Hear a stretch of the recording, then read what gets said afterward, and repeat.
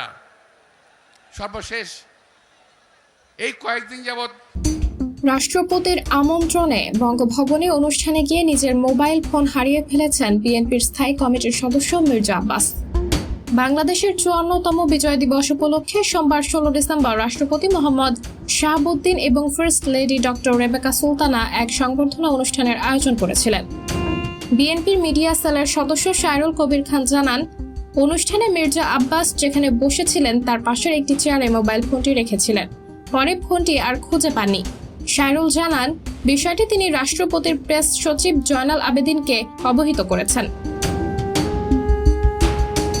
এই অনুষ্ঠানে BNP chairperson Khaleda Zia সহ দলটির বিভিন্ন পর্যায়ের নেতাদের আমন্ত্রণ জানানো হয়।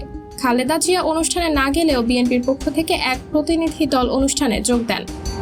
প্রতিনিধি দলে ছিলেন বিএনপির স্থায়ী কমিটির সদস্য আব্দুল মঈন খান, কেন্দ্রীয় নেতা হাবিবুল ইসলাম হাবিব, নাসির উদ্দিন ওসিম ও কৃষক দলের সাধারণ সম্পাদক শহীদুল ইসলাম বাবুল। সাবরিনা জলিল, সবার কথা।